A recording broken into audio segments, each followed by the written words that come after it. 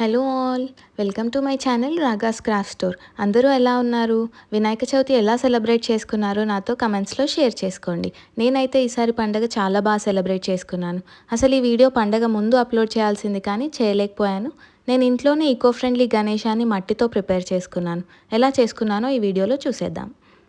నేను ఫస్ట్ అయితే మట్టిని అసలు రాళ్ళు అట్లాంటివి ఏం లేకుండా సాఫ్ట్గా మౌల్డ్ చేసుకోవడానికి వీలుగా ఉండేట్లు ప్రిపేర్ చేసుకున్నాను. బాగా వాటరీగా ఉంటే మనకు చేయడానికి అసలు వీలవ్వదు. బాగా డ్రైగా ఉన్నా కూడా క్రాక్స్ వచ్చేస్తాయి. సో జాగ్రత్తగా మౌల్డ్ చేసుకోండి. నెక్స్ట్ నేను బేస్ని ఒక 2 లేయర్స్ లాగా చేద్దాం అనుకున్నాను. కింద బేస్ మనం పట్టుకోవడానికి అండ్ స్వామి కూర్చోవడానికి ఒక సింహాసనం లాగా చేద్దాం అనుకున్నాను. మన బేస్ సింహాసనం రెండు రెడీ అయ్యాక నేను నెక్స్ట్ లెగ్స్ కోసం మట్టిని పొడుగ్గా లావుగా ప్రిపేర్ చేసుకొని సింహాసనంకి అతికించాను. తర్వాత పొట్ట కోసం పెద్ద మట్టి బాల్ని తీసుకొని దానిని లెగ్స్ మధ్యలో స్టిక్ చేసుకున్నాను. బ్యాక్ సైడ్ నుంచి కూడా మట్టితో మంచిగా సీల్ చేసుకున్నాను. ధోతి కోసం థైస్ దగ్గర నుంచి నూడిల్స్ లాగా కొన్ని ప్రిపేర్ చేసుకొని వాటిని అతికిస్తూ బ్రష్తో మంచిగా కలిసిపోయేలాగా మోల్డ్ చేసుకున్నాను. తర్వాత పొట్టకి ధోతిలాగా టై చేసినట్టు కనిపించడానికి ఒక నాట్ లాగా ప్రిపేర్ చేసుకొని దాన్ని కూడా స్టిక్ చేసుకున్నాను. అది అయిపోయాక నెక్స్ట్ చెస్ట్ పార్ట్ కోసం ఒక మట్టి బాల్ని తీసుకొని ఓవల్ షేప్లో మౌల్డ్ చేసి పొట్ట మీద అతికించుకున్నాను.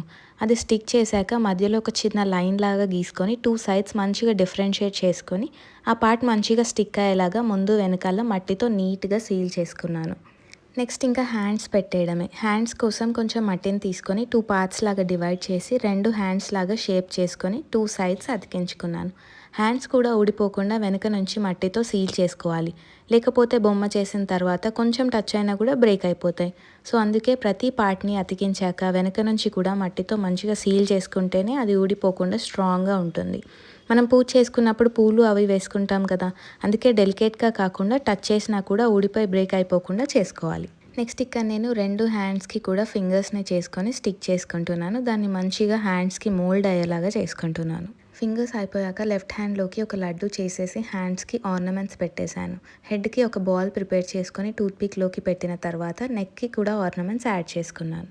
నెక్స్ట్ ఇంకా ఫేస్కి ఇక్కడ తొండం అండ్ ఇయర్స్ స్టిక్ చేస్తున్నాను. ఇయర్స్ పెట్టుకున్న తర్వాత వాటిని ముందు వెనకాల 2 సైడ్స్ నుంచి ఊడిపోకుండా సీల్ చేస్తున్నాను. నెక్స్ట్ ఇంకా నాకు మోస్ట్ డిఫికల్ట్గా అనిపించిన పార్ట్ ఏదైనా ఉంది అంటే అది ఐస్ పెట్టుకోవడం. ఎంత ట్రై చేసినా కూడా అంత బాగా కుదిరినట్టు అయితే అనిపించలేదు. అయినా కూడా ఫస్ట్ టైంకి మంచిగానే వచ్చాయి అనిపించింది. దీని తర్వాత నేను కొంచెం బ్రేక్ తీసుకున్నాను. నెక్స్ట్ ఇక్కడ మా హస్బెండ్ విగ్రహం మొత్తం నీట్గా స్మూత్ ఫినిష్ వచ్చేలాగా బ్రష్తో ఫినిషింగ్ చేస్తున్నారు. అసలు నేను అంతసేపు చేసిన దానికన్నా మా ఆయన కొంచెం సేపు దాన్ని ఫినిషింగ్ చేసిన తర్వాత చూస్తే విగ్రహం అయితే చాలా బాగా నీట్గా కనిపిస్తుంది. మీకు కూడా అట్లానే కనిపిస్తుందా చెప్పండి. మా ఆయన ఫినిషింగ్ అయిపోయాక నేను మళ్ళీ వచ్చి కూర్చొని ఇక్కడ తొండం పక్కన 2 దంతాలు అండ్ తలకి టోపీ చేయడం స్టార్ట్ చేశాను. టోపీ ఏమో పగిడి అంటే తలపాగా లాగా చేద్దాం అనుకున్నాను. లెఫ్ట్ సైడ్ చిన్న చిన్నగా లేయర్స్ యాడ్ చేసి మోల్డ్ చేశాను. రైట్ సైడ్ ఏమో ఒకటే లేయర్ని యాడ్ చేసి గీతలు గీసుకున్నాను. ఇక్కడ నేను 2 సైడ్స్ యాడ్ చేసుకొని వెనక నుంచి సీల్ చేసుకున్న తర్వాత తలపాగాకి పైన చిన్న ఫ్యాన్ లాగా ఉంటుంది కదా, దాన్ని కూడా యాడ్ చేసుకున్నాను.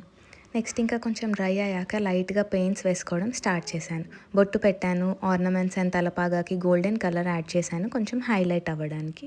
ధోతికి రెడ్ కలర్ వేసి గోల్డెన్ స్ట్రైప్స్ ఇచ్చాను. ఐస్ కూడా బ్లాక్ కలర్తో హైలైట్ చేశాను. సో ఫైనల్గా మా మట్టి గణేష ఇలా రెడీ అయిపోయింది. ఫస్ట్ అటెంప్ట్కి నాకైతే మస్తు వచ్చింది అనిపించింది. మీకు ఎలా అనిపించింది? బాగానే ఉంది అనిపించిందా లేక ఇంకా బాగా చేసి ఉండొచ్చు అనిపించిందా? కమెంట్ చేయండి. వీడియో నచ్చితే please like, share and subscribe to my channel ragas craft store.